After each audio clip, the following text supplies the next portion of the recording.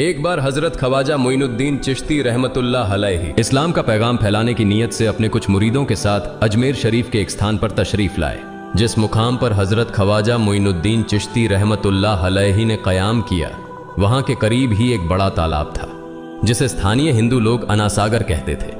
उस दौर में इस तालाब की वसात और पवित्रता के कारण हिंदू समाज में इसका बहुत एहतराम किया जाता था। उनका यह अकीदा था कि जो शख्स दिन भर गुनाह करने के बाद इस तालाब में गौस्ल करता है, उसके तमाम गुनाह धुल जाते हैं। इसी वजह से वे इस तालाब को हमेशा दियों से सजाए रखते थे। कहा जाता है कि इस तालाब में हर रात दिए जलाने के लिए तकरीबन 3 मन तेल की जरूरत होती थी। तालाब की पवित्रता के कारण वहां सभी हिंदुओं को दाखिल होने की इजाजत नहीं थी। सिर्फ आला तबके के ब्राह्मण ही वहां गौस्ल कर सकते थे और तालाब के पानी को छू सकते थे। उनका यह मानना था कि अगर ब्राह्मणों के अलावा कोई और तालाब के पानी को छू ले तो पानी नापाक हो जाएगा। हजरत ख्वाजा मोइनुद्दीन चिश्ती रहमतुल्लाह अलैहि और उनके मुरीद लंबे सफर से थके हुए थे। कुछ देर आराम फरमाने के बाद जब नमाज का वक्त हुआ तो ख्वाजा मोइनुद्दीन चिश्ती रहमतुल्लाह अलैहि ने हजरत बख्तियार काकी रहमतुल्लाह अलैहि को अजान देने का हुक्म दिया। हुक्म पाकर हजरत बख्तियार काकी रहमतुल्लाह अलैहि ने अजान देना शुरू किया। उस वक्त हिंदुस्तान में तौहीद का पैगाम और अजान के अल्फाज किसी ने नहीं सुने थे। जब लोगों ने पहली बार अजान के अल्फाज सुने तो उनके दरमियान हलचल मच गई। लोग अपने घरों से बाहर आकर एक दूसरे से कहने लगे, ये फकीर लोग कहां से आ गए और ये क्या पढ़ रहे हैं। अजान खत्म होने के बाद हजरत ख्वाजा मोइनुद्दीन चिश्ती रहमतुल्लाह अलैहि और उनके साथियों ने अनासागर तालाब पर जाकर वुजू करना शुरू किया। जब हिंदू पुजारियों ने देखा कि एक अजनबी दरवेश उनके मखसूस तालाब का इस्तेमाल कर रहा है तो उनके दिल में गुस्से की आग भड़क उठी। एक पुजारी बोला, यह दरवेश कहां से आ गया? बिना हमारी इजाजत के इसने हमारे पाक तालाब को हाथ लगा दिया। हम इस तालाब को कितना मुकद्दस मानते हैं और इन मुसाफिरों ने इसे नापाक कर दिया है। इसका कोई हल निकालना ही होगा। इसके बाद हजरत ख्वाजा मोइनुद्दीन चिश्ती रहमतुल्लाह अलैहि ने तमाम साथियों के साथ मिलकर जमात के साथ नमाज अदा की। लोग ये मंजर देखने लगे और कहने लगे, ये तो कोई अजीब फकीर है। हमारे मंदिरों में सब देवी देवता मौजूद हैं और ये उनकी इबादत न करके किसी नए खुदा की इबादत कर रहा है। अगर मंदिर के बाहर भी कोई खुदा है तो उसे भी मंदिर में रखा जाना चाहिए ताकि लोग उसकी भी पूजा कर सकें। शाम ढलने लगी। शाम होते ही राजा पृथ्वीराज के ऊंटों के चरवाहे अपने ऊंट लेकर उस जगह पहुंचे। इत्तेफाक से हजरत ख्वाजा मोइनुद्दीन चिश्ती रहमतुल्लाह अलैहि उसी जगह पर तशरीफ फरमा थे जहां आमतौर पर राजा के ऊंट आराम किया करते थे। चरवाहों ने देखा कि एक दरवेश का काफिला उनके मुकाम पर आकर बैठा है। उन्होंने हजरत ख्वाजा मोइनुद्दीन चिश्ती रहमतुल्लाह अलैहि और उनके साथियों से कहा, अरे फकीर बाबा, आप कहां से तशरीफ लाए हैं और यहां आकर बैठ गए? क्या आपको मालूम नहीं कि यहां रोजाना राजा पृथ्वीराज के ऊंट आराम फरमाते हैं? राजा के ऊंट यहां आराम करते हैं। ये जानते हुए भी आपने यहां बैठने की जुर्रत कैसे की? हजरत ख्वाजा मोइनुद्दीन चिश्ती रहमतुल्लाह अलैहि ने उन चरवाहों को नरमी से जवाब दिया, बाबा, हम मुसाफिर हैं और अनजान हैं। हमें मालूम नहीं था कि इस मुकाम पर राजा के ऊंट आराम करते हैं। चूंकि हम पहले ही यहां रात गुजारने का इरादा कर चुके हैं, तुम अपने ऊंटों को आज किसी और जगह आराम देने ले जाओ। आसपास बहुत सी जगहें हैं। हजरत ख्वाजा मोइनुद्दीन चिश्ती रहमतुल्लाह अलैहि का जवाब सुनकर पृथ्वीराज के चरवाहे बोले, फकीर की हिम्मत तो देखो, कहता है कि राजा के ऊंटों को कहीं और ले जाएं और खुद यहां बैठे रहेंगे। फकीर बाबा, यह तो हरगिज मुमकिन नहीं है। राजा के ऊंट अपने ही मुकाम पर बैठेंगे। यह कहकर चरवाहों ने हजरत ख्वाजा मोइनुद्दीन चिश्ती रहमतुल्लाह अलैहि और उनके साथियों को वहां से उठाने के लिए दुर्व्यवहार करना शुरू कर दिया। हजरत ख्वाजा मोइनुद्दीन चिश्ती रहमतुल्लाह अलैहि बहुत ही सरल स्वभाव के थे। जब उन्होंने देखा कि चरवाहे दुर्व्यवहार कर रहे हैं तो उन्होंने बख्तियार काकी रहमतुल्लाह अलैहि से कहा, बख्तियार, हम यहां बैठकर क्या करेंगे? जब राजा के ऊंटों को यहीं बैठाना है तो रहने दो, ऊंट यहीं बैठे, हम यहां से जा रहे हैं। यह कहकर हजरत ख्वाजा मोइनुद्दीन चिश्ती रहमतुल्लाह अलैहि अपने साथियों के साथ वहां से चले गए। अगली सुबह जब ऊंटों को फिर से चरागाह में ले जाने का समय आया तो चरवाहे ऊंटों को उठाने की कोशिश करने लगे, लेकिन बार बार कोशिश के बावजूद वे ऊंटों को उठा नहीं सके, क्योंकि अल्लाह के वली हजरत ख्वाजा मोइनुद्दीन चिश्ती रहमतुल्लाह अलैहि ने कहा था कि ऊंट यहीं बैठेंगे। अल्लाह रब्बुल आलमीन ने उनकी यह दुआ कबूल कर ली थी और ऊंटों को आदेश दिया था कि जब तक मोइनुद्दीन चिश्ती खुद नहीं कहेंगे तब तक वे यहीं बैठे रहेंगे। इसके बाद चरवाहे ऊंटों के न उठने का कारण जानने लगे। उनमें से एक नेक चरवाहा था जिसने कहा, क्या तुम्हें याद है कि हमने कल यहां से एक दरवेश को उठाया था? जाते जाते उन्होंने कहा था कि हम जा रहे हैं, राजा के ऊंट यहीं बैठेंगे। मुझे लगता है कि उनके कहे शब्दों के कारण ही राजा के ऊंट उठ नहीं पा रहे हैं। शायद वह कोई बड़े वली हैं या अल्लाह का कोई अवतार है। इस बात को महामहिम राजा के समक्ष रखते हैं। इसके बाद चरवाहे पृथ्वीराज के पास पहुंचे और हाथ जोड़कर निवेदन किया, महाराज, हमने बहुत कोशिश की, लेकिन आपके ऊंटों को उनके स्थान से नहीं उठा सके और उन्हें चरागाह में घास चराने नहीं ले जा पा रहे हैं। राजा पृथ्वीराज ने आश्चर्य से पूछा, क्या ऊंटों को कोई बीमारी है जिस कारण वे उठ नहीं पा रहे? चरवाहों ने कहा, महाराज, ऊंट पूरी तरह स्वस्थ हैं, उन्हें कोई बीमारी नहीं है। पृथ्वीराज ने कहा, तो फिर वे अपनी जगह से क्यों नहीं उठ रहे? चरवाहों ने कहा, महाराज, कल उस स्थान पर एक दरवेश बैठे थे, हमने उनके और उनके साथियों के साथ काफी दुर्व्यवहार किया और उन्हें वहां से उठा दिया था। जाते जाते उन्होंने कहा था, राजा के ऊंट यहाँ बैठेंगे और उठेंगे नहीं। हमें लगता है कि दरवेश की बद्दुआ के कारण ही ऊंट अपनी जगह से नहीं उठ पा रहे हैं। तब पृथ्वीराज ने हुक्म दिया, अच्छा, जाओ और उस दरवेश को मेरे पास ले आओ। जब हजरत ख्वाजा मोइनुद्दीन चिश्ती रहमतुल्लाह अलैहि पृथ्वीराज के दरबार में पहुंचे तो पृथ्वीराज ने उनसे पूछा, ए दरवेश, आपने मेरे ऊंटों को क्यों पंगु बना दिया है? मेरे ऊंट भूखे मर रहे हैं, कृपया अपना जादू उनसे हटा लें। अगर जादू नहीं हटाया तो मेरे ऊंट भूखे मर जाएंगे।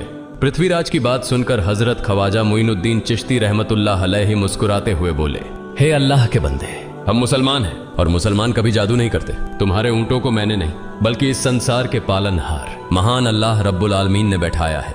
उनकी आज्ञा से ऊंट बैठे हैं और उनकी आज्ञा से ही उठेंगे। लेकिन मैं उस सर्वशक्तिमान से प्रार्थना कर सकता हूं कि वह तुम्हारे ऊंटों को उठने की अनुमति दे। इसके बाद हजरत ख्वाजा मोइनुद्दीन चिश्ती रहमतुल्लाह अलैहि ने अल्लाह से दुआ की, हे अल्लाह, इन ऊंटों को उनकी जगह से उठने की तौफीक दें।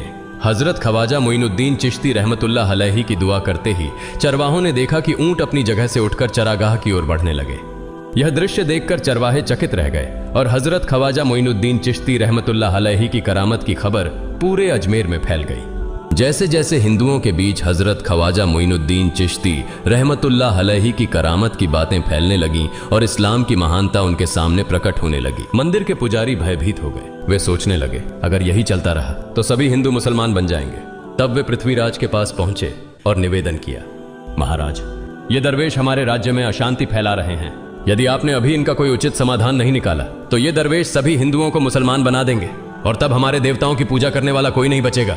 आप इन्हें यहां से भगा दें, नहीं तो ये हमें यहां से बाहर निकाल देंगे। महाराज, हम आपको एक और भयावह बात बताना चाहते हैं। ये दरवेश कहते हैं कि जिन मूर्तियों की हम पूजा करते हैं वे पूजनीय नहीं है। उनका कहना है कि ये केवल निर्जीव पत्थर है जिनमें कोई शक्ति नहीं है। ये साधारण लोगों को इस तरह की बातें बताकर भ्रमित करना चाहते हैं। सबसे आपत्तिजनक बात यह है कि ये दरवेश हर दिन 5 बार हमारे पवित्र तालाब में हाथ लगाकर उसे अपवित्र कर रहे हैं। पुरोहितों की बात सुनकर पृथ्वीराज ने हजरत ख्वाजा मोइनुद्दीन चिश्ती रहमतुल्लाह अलैहि को बुलाया। जब हजरत ख्वाजा मोइनुद्दीन चिश्ती रहमतुल्लाह अलैहि उनके दरबार में पहुंचे तो पृथ्वीराज ने कहा, ए दरवेश, हम देख रहे हैं कि आप गोमाता का मांस खाते हैं और हमारे देवताओं का अपमान करते हैं। हमारे धर्म के बारे में तरह तरह की उल्टी सीधी बातें कर रहे हैं। हम यह सहन नहीं कर सकते।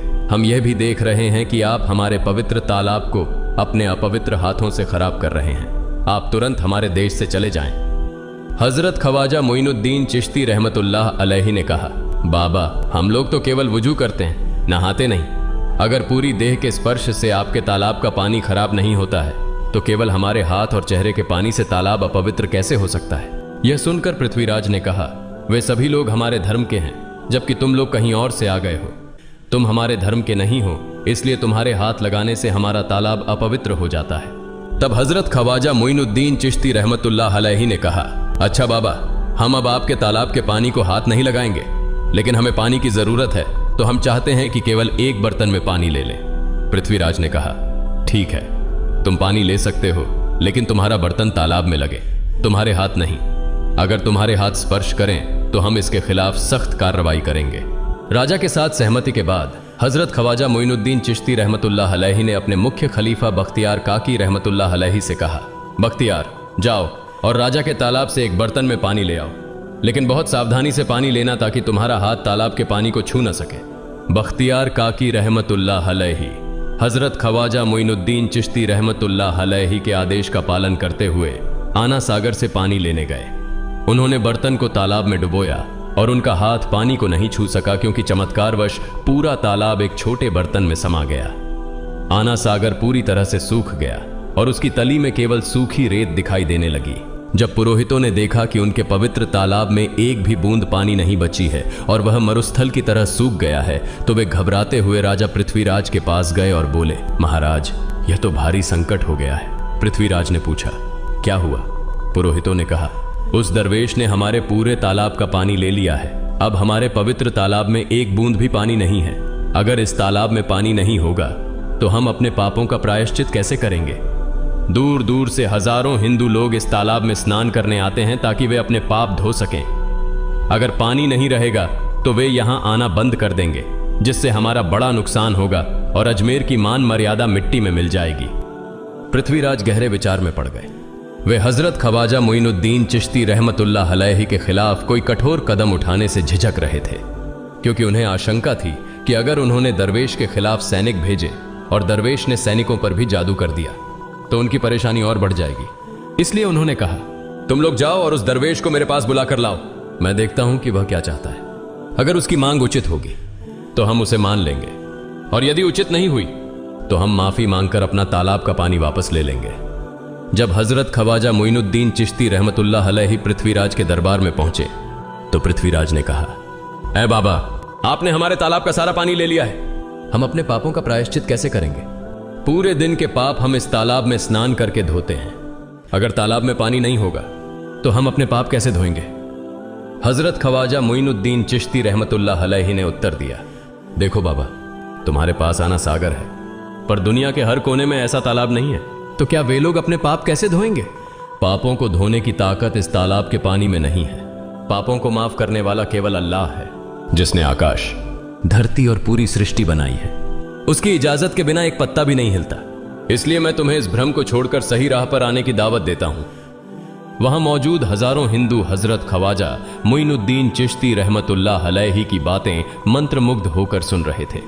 इसके बाद उन्होंने कहा, जाओ बख्तियार, जिस बर्तन में तुमने तालाब का पानी लिया था उसे वापस तालाब में डालाओ। बख्तियार काकी रहमतुल्लाह अलैहि हजरत ख्वाजा मोइनुद्दीन चिश्ती रहमतुल्लाह अलैहि के हुक्म से आना सागर में बर्तन का पानी डालने गए। जैसे ही बर्तन का पानी तालाब में डाला, आना सागर फिर से पानी से लबालब भर गया। इस चमत्कार को देखकर वहां मौजूद कई हिंदुओं ने कलमा पढ़कर इस्लाम कबूल कर लिया। यह देखकर हिंदू पुरोहितों और पंडितों की चिंता बढ़ गई। वे पृथ्वीराज के पास गए और बोले, महाराज, यदि अब कोई उपाय नहीं किया गया तो सारे हिंदू मुसलमान हो जाएंगे। पृथ्वीराज ने कहा, मुझे सलाह दो, इस दरवेश का मुकाबला कैसे किया जा सकता है? पुरोहितों ने कहा, यह दरवेश एक बड़ा जादूगर है, इसलिए इसका मुकाबला भी जादू से करना होगा। हमारे बीच एक बड़े पुरोहित और जादूगर रामदेव हैं, उन्हें इसके मुकाबले में भेजें। अगर वह जादू से इसे हरा सके तो हम अपने हिंदू धर्म का गौरव फिर से प्राप्त कर सकेंगे। पृथ्वीराज ने रामदेव को बुलाकर कहा, रामदेव, मैं तुम्हें इस दरवेश को जादू से हराने की जिम्मेदारी दे रहा हूं। अगर तुम उसे हरा सके तो हम अपने धर्म का गौरव फिर से पा सकेंगे। रामदेव ने पृथ्वीराज को आश्वस्त करते हुए कहा, महाराज, आप चिंता न करें, इस दरवेश को हराना मेरे लिए बहुत आसान है। मैं आपके समक्ष हमारे धर्म का गौरव वापस लाकर रहूंगा। इसके बाद रामदेव अपने साथियों के साथ हजरत ख्वाजा मोइनुद्दीन चिश्ती रहमतुल्लाह अलैहि के सामने मुकाबले के लिए पहुंचा। उसने कहा, मोइनुद्दीन, अगर तुम में ताकत है तो मुझसे जादू का मुकाबला करो। मैंने तुम जैसे बहुत से जादूगरों को हराया है। तुम्हें हराना तो मेरे लिए साधारण बात है। हजरत ख्वाजा मोइनुद्दीन चिश्ती रहमतुल्लाह अलैहि ने उसकी बातों का कोई जवाब नहीं दिया। रामदेव ने देखा कि हजरत ख्वाजा मोइनुद्दीन चुप हैं, तो उसने गाली गलौज करना शुरू कर दिया। जब रामदेव अपनी हदें पार कर गया तो हजरत ख्वाजा मोइनुद्दीन ने उसकी आंखों में देखते हुए कहा, रामदेव, तू चिल्ला रहा है, लेकिन मैं तेरे माथे पर ईमान की रोशनी देख रहा हूं। हजरत ख्वाजा मोइनुद्दीन चिश्ती रहमतुल्लाह अलैहि की यह बात सुनते ही रामदेव कांपने लगा, और उसी क्षण अल्लाह रब्बुल आलमीन ने उसके दिल में ईमान की रोशनी डाल दी। रामदेव हजरत ख्वाजा मोइनुद्दीन चिश्ती के चरणों में गिर पड़ा और बोला, हे अल्लाह के वली, मैंने आपके साथ बहुत बेअदबी की है, मुझे माफ करें और मुझे कलमा पढ़ाकर इस्लाम की राह दिखाएं। हजरत ख्वाजा मोइनुद्दीन चिश्ती रहमतुल्लाह अलैहि ने रामदेव को कलमा पढ़ाया और उनका नाम रखा मोहम्मद सादिक। इतिहास बताता है कि बाद में रामदेव मोहम्मद सादिक के रूप में एक बड़े अल्लाह के वली बन गए।